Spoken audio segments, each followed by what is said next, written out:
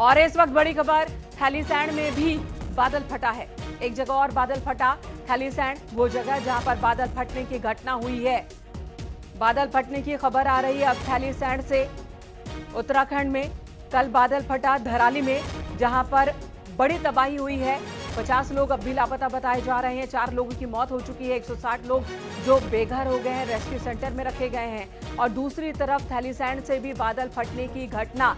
कल हर्षिल में भी बादल फटा था, जहां पर सेना के कैंप में तबाही मची थी और वहां पर 11 लापता हो गए जवान, 2 को बचाया गया, 9 अब भी लापता हैं। बांकुरा गांव से यह खबर आ रही है, थैलीसैंण के बांकुरा गांव जहां पर बादल फटा है। हमारे सहयोगी इस वक्त हमारे साथ जुड़ गए हैं। पौड़ी गढ़वाल का इलाका है थैलीसैंण, जहां के बांकुरा गांव में बादल फटा। बादल फटने से यहां कितनी तबाही हुई है, कितना नुकसान हुआ है, ये भी आपको विस्तार से बताते हैं। हमारे सहयोगी इस वक्त हमारे साथ जुड़ गए हैं। अनुपम हमारे साथ मौजूद हैं। अनुपम, बादल किस इलाके में फटा है अब, और वहां कितनी बड़ी आबादी है? या आबादी वाला इलाका है या फिर खेत खलिहान? कहां पर बादल फटा है?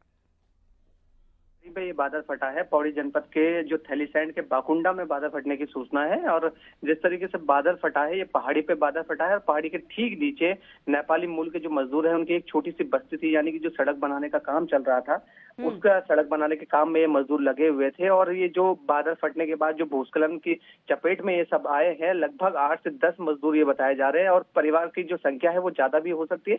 इसी के साथ ही पाबो में भी एक जो बुरासी गांव है, वहां पर भी जो बादल फटने की सूचना है। तो कई जगह, 2 जगह ये बादल फटने की सूचना है और भारी तबाही मची है। हालांकि जो अभी नेपाली मूल के जो मजदूर है वो कितने लापता है, इसकी एक्यूरेट संख्या अभी तक बताना मुश्किल होगा। जो प्रशासन की जो तमाम टीमें हैं वो मौके के लिए निकल चुकी है। खुद जो डीएम है स्वाति भदौरिया, वो खुद मौके के मुआयने के लिए निकल चुकी है। तो कुछ ही समय के बाद जो स्पष्टता है वो क्लियर हो पाएगी कि जो नेपाली के मूल के जितने परिवार हैं, कितने परिवार वहां पे रहा करते थे या रिहायशी इलाका नजदीक में था, उसको कितना नुकसान हुआ है। लेकिन इसके साथ ही ये भी बता दूं कि जो मवेशी है, 4 मवेशियों का नुकसान हुआ है, क्योंकि एक जो गौशाला है वो उसकी चपेट में आ गई थी। तो ये स्पष्ट तौर पे क्लियर है कि गौशाला के साथ ही जो मकान है उनको भी थोड़ा जो नुकसान है वो पहुंचा है। लेकिन फिलहाल अभी जनहानि की कोई बात सामने नहीं आई है। लेकिन लापता जो नेपाली मूल के जो मजदूर है वो लापता बताए जा रहे हैं। तो जब तक रेस्क्यू नहीं होता तब तक कोई भी चीज स्पष्ट तौर पे नहीं कही जा सकती। जी अनुपम, इससे पहले कल धराली में बादल फटा और हमने देखा कि वहां पर जाने वाले तमाम रास्ते भी क्षतिग्रस्त हो गए। और अब यहाँ थैलीसैंण में बादल फटने की घटना है। इस बारे में कुछ पता चला है? वहां जाने के कितने रास्ते हैं? रास्तों को तो नुकसान नहीं पहुंचा अभी, या रास्ते भी प्रभावित हुए हैं?